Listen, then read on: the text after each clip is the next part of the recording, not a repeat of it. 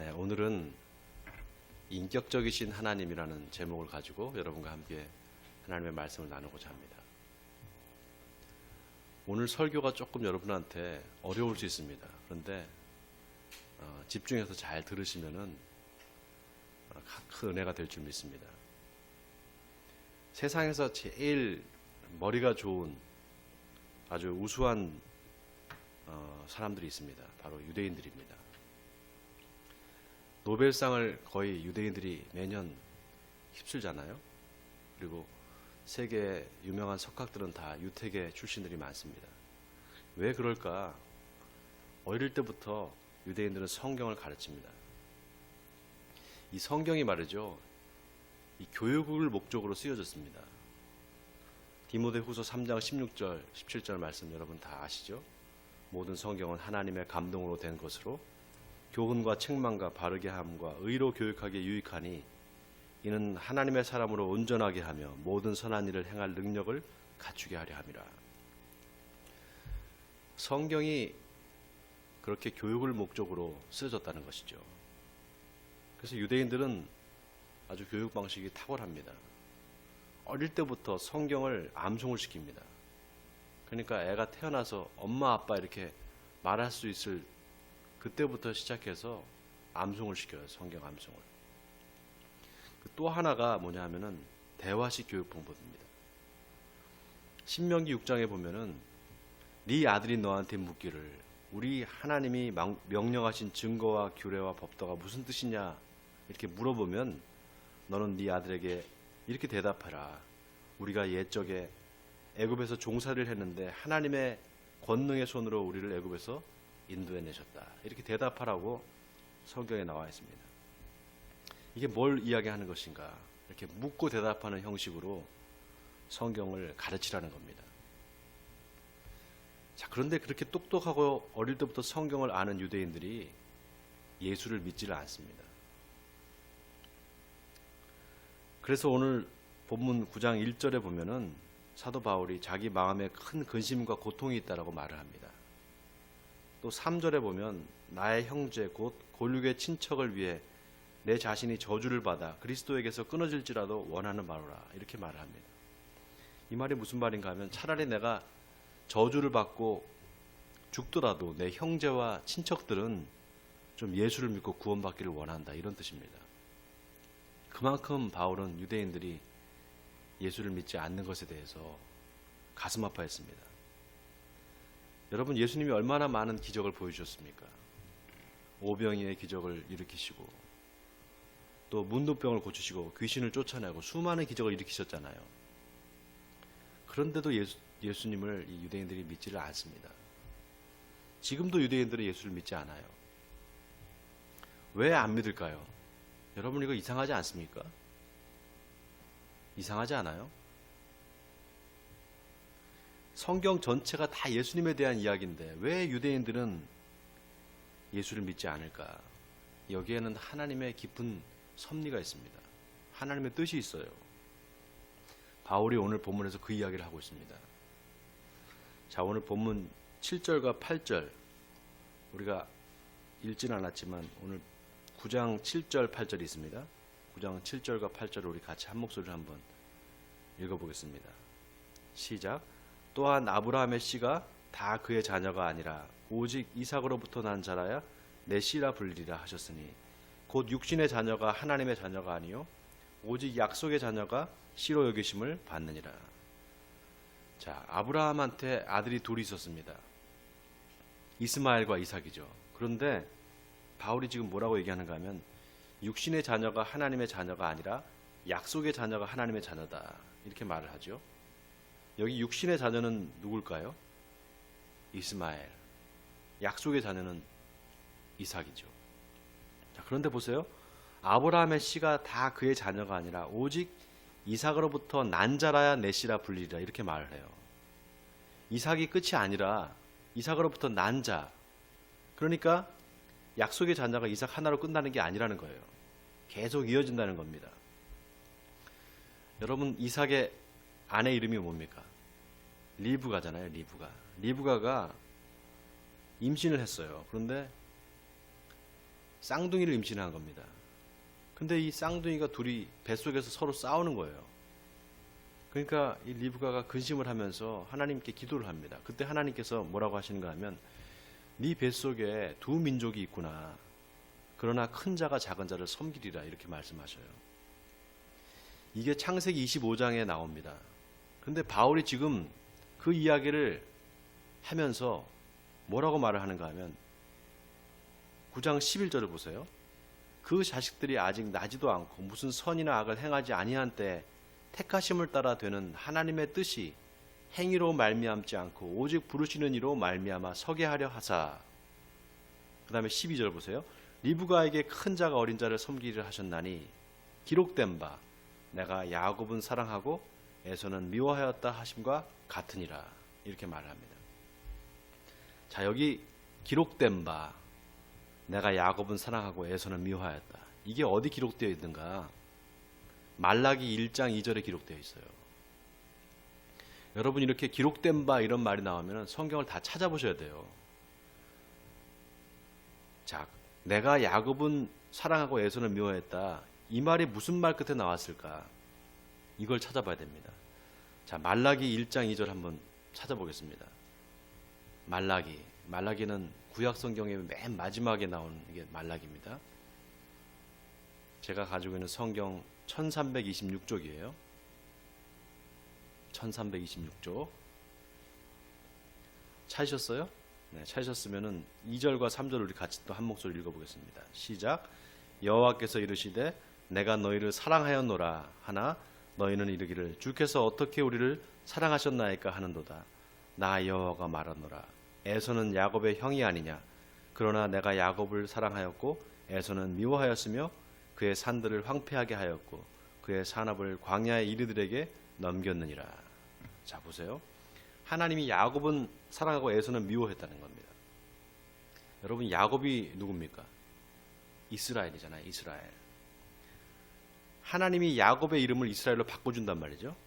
그러니까 이 야곱은 이스라엘 민족을 이야기하는 거예요. 그런데 이스라엘 이 민족들이 이스라엘 백성들이 하나님한테 하나님이 언제 우리를 사랑했습니까? 이렇게 지금 사랑하지 않았다 이렇게 따지는 겁니다. 그러니까 하나님이 아니다. 내가 너희를 사랑했다. 그러면서 내가 에서는 미워하고 야곱은 사랑했다. 이렇게 말씀하시는 거예요. 여러분 이게 무슨 말입니까? 내가 너희를 얼마나 사랑했는데 그걸 너희가 모른다니. 이걸 어찌하면 좋겠느냐. 하나님의 탄식하시는 겁니다. 지금. 내가 그렇게 너희를 사랑하고 너희를 아끼고 했는데 너희가 이거를 모른단 말이냐? 하나님의 그 탄식이 여기 나와 있는 거예요. 자, 그 다음 14절 한번 보겠습니다. 14절. 오늘 이제 우리 시작되는 본문이죠. 14절에 보면 그런즉 우리가 무슨 말을 하리요? 하나님께 불의가 있느냐? 그럴 수 없느니라. 여러분 이게 지금 바울이 누구한테 하는 말이죠? 하나님께 불의가 있느냐? 그럴 수 없느냐? 이게 누구한테 하는 말입니까? 예수를 믿지 않는 유대인들한테 하는 말이에요. 여러분 야곱이 누구를 이야기한다 그랬죠? 이스라엘 백성이잖아요. 선택받은 이스라엘 백성들. 그럼 에서는 누구를 이야기하는 걸까? 이방인들. 선택받지 못한 이방인들을 이야기하는 겁니다. 그러니까 이 말은 너희가 바로 그 하나님의 사랑을 받은 야곱이야. 너희가 이스라엘이야. 너희는 약속도 받았고 율법도 받았어. 그런데 너희가 어떻게 하나님을 정의롭지 않다, 불의하다 이렇게 말할 수 있어? 그럴 수 없다라는 겁니다. 자, 그 다음 15절이 중요해요. 15절에 모세에게 이르시되 내가 긍휼히 여길 자를 긍휼히 여기고 불쌍히 여길 자를 불쌍히 여기리라 하셨으니. 자, 여기 보세요. 내가 긍휼히 여길 자를 긍휼히 여기고 불쌍히 여길 자를 불쌍히 여기리라. 이게 누가 누구한테 한 말입니까? 이것도 찾아봐야 돼요. 하나님이 모세한테 한 말입니다. 이게 출애굽기 32장에 나와요. 출애굽기 32장에 보면은 금송아지 사건이 나오죠. 여러분 금송아지 사건 아시잖아요. 모세가 십계명 돌판을 받으러 올라갔을 때 이스라엘 백성들이 금송아지를 만들잖아요. 그래서 하나님께서 대노하셔서 그날에 3,000명이 죽임을 당합니다. 어떻게 죽임을 당하는가 하면은 모세가 하나님 편에 설 사람 앞으로 나오라고 그렇게 얘기합니다. 그때 레위 지파가 앞으로 나와요. 그러니까 모세가 레위 지파 사람들한테 너희는 칼을 차고 진영을 다니면서 우상 숭배한 너희 형제를 칼로 쳐서 죽이라고 그럽니다. 그래서 레위인들이 자기 형제들을 칼로 쳐 죽여요. 그리고 나서 하나님이 모세한테 뭐라고 하시는가 하면 여기 머물러 있지 말고, 그러니까 시내산 밑에 머물러 있지 말고 빨리 이스라엘 백성들 데리고 가나안 땅으로 올라가라 이렇게 말씀하십니다. 그때 모세가 하나님한테 하나님이 이 백성들을 인도하라고 그러면서 나한테 인도하라고 그러면서 왜 함께할 사람을 주시지 않습니까? 이렇게 말을 해요. 그러면서 하나님한테 뭐라 하냐면 하나님이 직접 이 백성들을 인도해 주십시오 이렇게 간청을 합니다. 그러니까 하나님이 내가 친히 이 백성들을 인도하겠다고 말씀하셔요. 근데 그때 모세가 뭐라고 하는가 하면 그걸 내가 어떻게 알겠습니까? 이렇게 말을 해요. 그러면서 주의 영광을 보게 해 주시옵소서 이렇게 말합니다. 이게 무슨 말인가 하면 하나님의 모습을 좀 보여달라는 거예요. 하나님의 모습을. 그때 하나님이 뭐라고 하시는가 하면은 내가 긍휼히 여길 자를 긍휼히 여기고 불쌍히 여길 자를 불쌍히 여기리라 이렇게 말씀하십니다. 이 말이 그때 나와요. 자, 그거를 바울이 오늘 본문에 인용을 한 거란 말이죠. 그러면서 뭐라고 합니까? 16절에 그런즉 원하는 자로 말미암음도 아니요 다른 박질하는 자로 말미암음도 아니요 오직 긍휼히 여기시는 하나님으로 말미암음이라 라고 말을 합니다. 여러분 이게 무슨 말입니까? 한마디로 말하면은 하나님 마음입니다 이런 뜻이에요. 하나님 마음대로라는 거예요. 하나님이 긍휼히 여길 자를 긍휼히 여기고 불쌍히 여길 자를 불쌍히 여기는 거 이게 하나님 마음이라는 겁니다. 누구도 거기다가 토를 달 수 없다라는 얘기잖아요. 자, 그런데 이게 하나님 마음이니까 너희들 인간들은 가만히 입 닥치고 있어 이런 뜻이 아닙니다. 자, 하나님이 어떤 하나님이신가? 오늘 본문 16절을 보세요. 16절. 네? 16절. 오직 긍휼히 여기시는 하나님이다 이렇게 말합니다. 여러분 지금 찾아서 따라오고 있습니까? 네. 오직 긍휼히 여기시는 하나님이라는 거예요. 여러분 하나님이 누굴 사랑도 하고 미워도 해요. 이건 하나님도 사람같이 감정이 있다는 겁니다. 이게 뭘 말하는 건가? 하나님은 인격적인 분이라는 거예요. 감정이 있다는 것은. 여러분 인격적이라는 게 무슨 말입니까? 하나님이 우리 인간처럼 지정의가 있다는 거예요. 우리 인간도 마찬가지죠. 하나님을 닮아서. 신명기 4장 24절에 보면 내 하나님 여호와는 소멸하는 불이시요 질투하시는 하나님이라 이렇게 말씀이 나옵니다. 하나님이 소멸하는 불이고 질투하시는 하나님이라는 거예요. 여러분 사랑의 반대가 뭡니까? 미움식이 질투잖아요. 미움식이 질투, 사랑의 반대말이.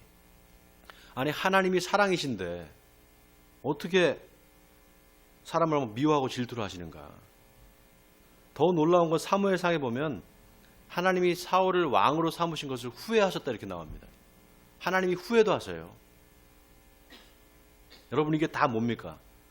하나님이 인격적인 분이라는 것을 표현하는 말들입니다. 하나님의 인격성을 이야기하는 거예요. 자, 그럼 하나님이 인간처럼 미워하고 사랑하고 질투하고 그런 인간과 같이 감정적으로 막 대응하시는 그런 분이라는 건가? 그런 뜻이 아닙니다. 소멸하다라는 말, 여기 하나님은 소멸하는 불이다라고 할 때 소멸하다는 말이 히브리 말로 아칼이라고 합니다. 아칼. 근데 이게 무슨 말로 번역이 되냐면 우리 성경에는 소멸하다 이렇게 됐지만 원래 의미는 집어삼키다 이런 뜻을 갖고 있어요. 이 말이 어디 나오는가 하면 레위기 10장에 보면은 하나님이 아론을 대제사장으로 삼으셔요. 그리고 두 아들 나답과 아비후를 제사장으로 삼습니다. 그런데 나답과 아비후가 하나님이 정하신 불이 아닌 다른 불을 향로에 담아다가 하나님 앞에 분향을 합니다. 그래서 제단에서 불이 나와서 나답과 아비후를 태워 죽여버려요. 그때 성경 레위기 10장 2절에 보면 불이 여호와 앞에서 나와서 그들을 삼킴에 그들이 여호와 앞에서 죽은지라 이렇게 나옵니다. 이때 삼킴에라는 말이 히브리 말로 아칼이에요. 아칼. 자, 그런데 그렇게 하나님이 나답과 아비후를 죽인 것이죠. 한마디로. 죽이시고 난 다음에 아론한테 뭐라고 하시는가 하면은 나는 나를 가까이 하는 자 중에서 내 거룩함을 나타내겠고 온 백성 앞에서 내 영광을 나타내리라 이렇게 말씀하십니다. 다시 말씀드릴게요. 나는 나를 가까이 하는 자 중에서 내 거룩함을 나타내겠고 온 백성 앞에서 내 영광을 나타내리라. 여러분, 이 말이 아주 의미심장한 말입니다. 아주 의미심장한 말이에요. 내가 긍휼히 여길 자를 긍휼히 여기고 불쌍히 여길 자를 불쌍히 여기리라. 이 말씀과 연결되는 말씀입니다. 자, 이게 무슨 말인가? 하나님이 하나님을 가까이 하는 사람한테 당신을 보여주신다는 거예요. 가까이 앉는 사람이 아니라 가까이 하는 사람, 하나님 앞에 가까이 오는 사람한테 하나님을 보여주신다는 겁니다. 그리고 그렇게 하나님을 가까이 하는 사람을 통해서 다른 사람에게 하나님을 드러내 보여주신다 이 뜻입니다. 하나님을 사랑하는 자, 곧 그의 뜻대로 부르심을 입은 자들에게는 모든 것이 합력하여 선을 이루느니라. 이 말씀과 연결되죠. 또 하나님을 질투하시는 하나님이다라고 할 때 질투라는 말이 히브리어로 칸나라고 합니다. 칸나. 그런데 이게 누구를 싫어하고 미워하는 인간의 그런 부정적인 감정을 이야기할 때 쓰는 말이 아니에요. 이 칸나라는 말은 오직 하나님한테만 쓰는 표현입니다. 근데 이게 하나님의 거룩함과 관련이 있어요.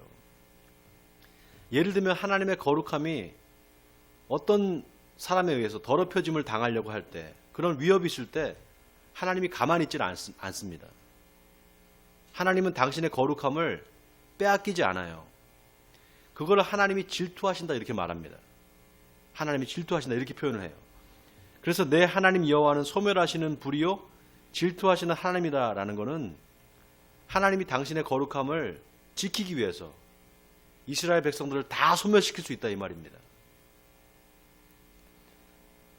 바로 금송아지 사건 때 레위인들이 우상 숭배한 자기 형제들을 칼로 쳐 죽였던 거, 그게 좋은 예입니다. 하나님의 거룩함이 침해를 당하니까 하나님이 다 소멸시켜 버리는 거예요. 그리고 하나님의 거룩함이 나답과 아비후에 의해서 침해를 당하니까 하나님이 나답과 아비를 태워 죽여버리는 거예요. 자, 그럼 바울이 오늘 본문에서 내가 긍휼히 여길 자를 긍휼히 여기고 불쌍히 여길 자를 불쌍히 여기라 이 말을 왜 인용을 했을까요? 여러분 잘 들으세요. 15절에 내가 긍휼히 여길 자를 긍휼히 여기고 미워할 자를 미워할 거다 이렇게 말하지 않습니다. 잘 보세요. 내가 긍휼히 여길 자를 긍휼히 여기고 미워할 자를 미워할 거야 이게 아니라 긍휼히 여길 자를 긍휼히 여기고 어떻게 해요? 불쌍히 여길 자를 불쌍히 여길 것이다. 불쌍히 여기고 긍휼히 여긴다. 둘 다 긍정의 표현입니다. 부정이 아니에요. 그러니까 하나님이 누구를 미워하신다는 게 미워하기로 작정하고 끝까지 미워하겠다 이 말이 아니라는 거예요. 이해가 되세요? 자, 보세요. 내가 긍휼히 여길 자를 긍휼히 여기고 불쌍히 여길 자를 불쌍히 여기라 하셨으니 그런즉, 여기 그런즉이 또 나옵니다. 원하는 자로 말미암음도 아니요 다른 박질하는 자로 말미암음도 아니요 오직 긍휼히 여기시는 하나님으로 말미암음이라. 누구로 말미암다고요? 오직 긍휼히 여기시는 하나님으로 말미암음이라. 오직 긍휼히 여기시는 하나님이시다는 거예요. 여러분, 미움, 질투 이런 게 다 사랑의 반대말이잖아요. 사랑의 반대말. 그죠? 미움, 질투, 시기 이런 게 다 사랑의 반대말입니다. 아니, 하나님은 사랑이신데 어떻게 미워하고 질투하고 그러시냐. 그 의문에 대한 답이 17절과 18절에 나옵니다. 자, 17절 18절을 같이 읽겠습니다. 시작. 성경이 바로에게 이르시되 내가 이 일을 위하여 너를 세웠으니 곧 너로 말미암아 내 능력을 보이고 내 이름이 온 땅에 전파되게 하려 함이라 하셨으니 그런즉 하나님께서 하고자 하시는 자를 긍휼히 여기시고 하고자 하시는 자를 완악하게 하시느니라. 자, 갑자기 이집트 바로 이야기가 나와요. 여러분, 바로가 누굽니까? 하나님이 모세를 보내서 내 백성을 좀 내보내주라. 그러니까 어떻게 해요? 바로가 그 말을 듣지 않죠. 그래서 하나님이 10가지 재앙을 내리잖아요. 그래도 바로가 이스라엘 백성들을 놔주질 않습니다. 그러니까 하나님이 모세를 통해서 바로한테 뭐라고 말씀하시는가 하면은 출애굽기 9장 16절에 보면 내가 손을 펴서 돌림병으로 너와 내 백성을 쳤더라면 네가 세상에서 끊어졌을 것이나 내가 너를 세웠음은 나의 능력을 보이고 내 이름이 온 천하에 전파되게 하려 함이라 이렇게 말씀하십니다. 자, 오늘 본문의 이야기죠. 자, 이 출애굽기 9장 26절의 말씀을 바울이 또 인용을 한 거예요. 이게 그러니까 그냥 넘어가면 안 돼요.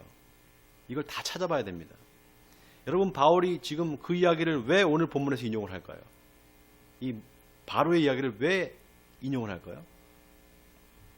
바울이 무슨 의도로 이 말씀을 인용을 했을까요? 지금 이스라엘 백성들의 상태가 바로하고 똑같다는 겁니다. 바로처럼 완악하게 하나님을 대적하는 자들이 되어 있다는 거예요, 지금. 여러분, 하나님이 바로한테 10가지 재앙을 동시에 내린 게 아니었어요. 하나 내리고 또 하나 내리고 그러면서 계속 경고를 하시는 거예요, 하나님이. 그런데도 바로가 말을 듣지 않습니다. 말하자면 회개할 기회를 계속해서 주는데 그걸 다 날려버리는 거예요. 절대로 회개는 안 하는 겁니다. 끝까지. 유대인들이 지금 그렇다는 거예요. 유대인들이. 자, 그런데 더 놀라운 게 뭔지 아세요? 하나님이 바로를 그렇게 완악하게 내버려 두셨다는 거예요. 바로를. 자, 오늘 본문 마지막 18절에 바울이 뭐라고 합니까? 그런즉 하나님께서 하고자 하시는 자를 긍휼히 여기시고 하고자 하시는 자를 완악하게 하시느니라. 여러분, 이게 누굴 이야기하는 겁니까? 바로에 대한 이야기잖아요. 하나님이 바로를 그렇게 완악하게 하셨다는 거잖아요. 그런데 이건 더 나아가서 누구를 이야기하는 겁니까? 이스라엘 백성들, 유대인들, 이 유대인들을 이야기하는 거예요. 유대인들이 완악한 마음으로 예수를 믿지 않고 복음을 믿지 않는 거, 그거를 그대로 하나님께서 내버려 두셨다는 겁니다. 왜냐? 하나님의 이름이 온 땅에 전파되게 하시려고 하나님이 일부러 그렇게 하셨다는 겁니다. 그런즉 하나님이 하고자 하시는 자를 긍휼히 여기시고 하고자 하는 자를 완악하게 하시느니라, 이 말씀이 그 뜻이에요. 자, 여기 하나님의 의도가 있습니다. 하나님의 의도가. 여러분, 하나님이 이스라엘 백성들을 왜 선택하셨을까요? 하나님의 능력을 보이고 하나님의 이름이 온 천하에 전파되게 하기 위해서 이스라엘 백성들을 선택하신 겁니다. 그런데 이스라엘 백성들이 완악해서 하나님의 말씀을 듣지 않는 거예요. 결국 어떻게 합니까? 하나님의 아들까지 십자가에 못 박아 죽여버립니다. 그러니까 어떻게 됩니까? 하나님께서 이스라엘 백성들의 마음을 더 완악하게 만들어버려요.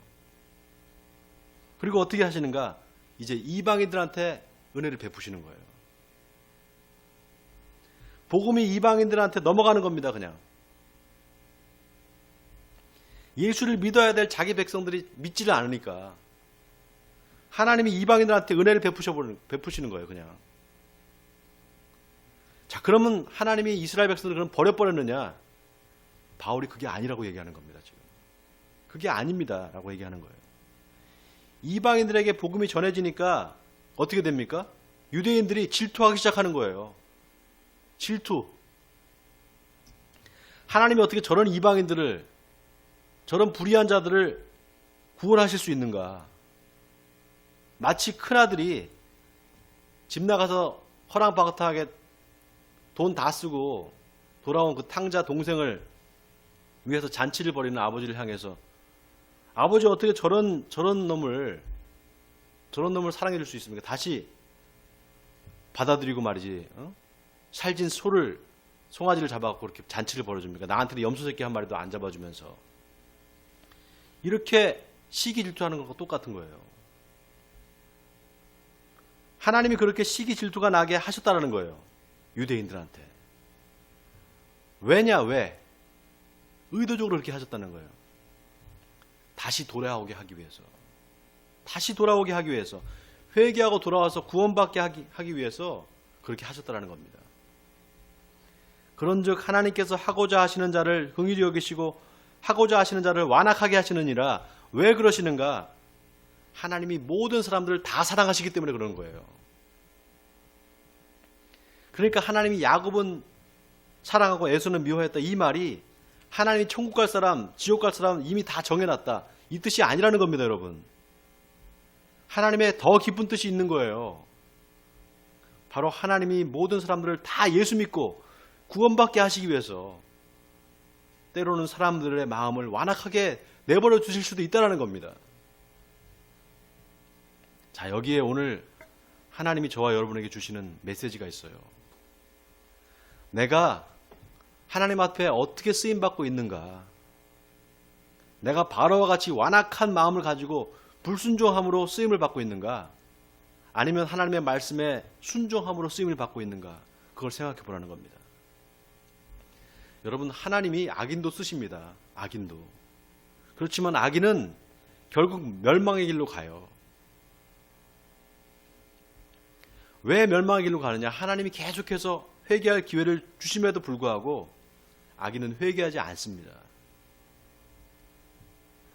그러다가 어느 순간에 마귀가 그 영혼을 확 사로잡아 버립니다.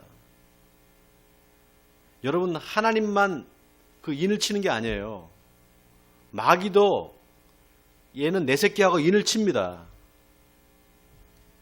하나님이 그 영혼을 마귀가 그 영혼을 사로잡아 버리는 거예요. 하나님이 그 영혼을 붙잡아야 되는데 마귀가 그 영혼을 붙잡아 버리는 거예요. 하나님이 회개할 기회를 주실 때 회개하지 않으면 영원히 회개할 기회를 얻지 못하게 됩니다. 그래서 여러분, 악인은 누가 시켜서가 아니라 자기 스스로 멸망의 길로 가는 거예요.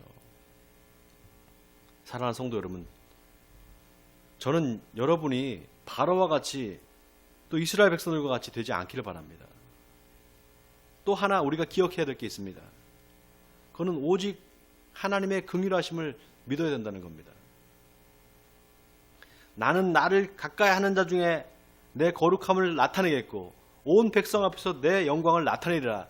이 말씀이나 나는 긍휼히 여길 자를 긍휼히 여기시고 불쌍히 여길 자를 불쌍히 여긴다. 이 말씀이 똑같은 말씀이에요. 하나님께 긍휼을 받는 사람, 하나님 앞에 긍휼히 여김을 받는 사람, 그 사람은 어떤 사람입니까? 자기 죄를 회개하는 사람, 자신이 죄인이라는 사실을 인정하는 사람입니다. 그 사람이 하나님으로부터 긍휼함과 불쌍히 여김을 받게 될 것입니다. 사랑하는 성도 여러분, 원하기는 하나님으로부터 긍휼함을 받는 저와 여러분이 되기를 바랍니다. 그래서 하나님의 사랑을 굳게 믿고 두렵고 떨림으로 구원을 이루어 가시는 여러분 되시기를 주님의 이름으로 간절히 축원드립니다.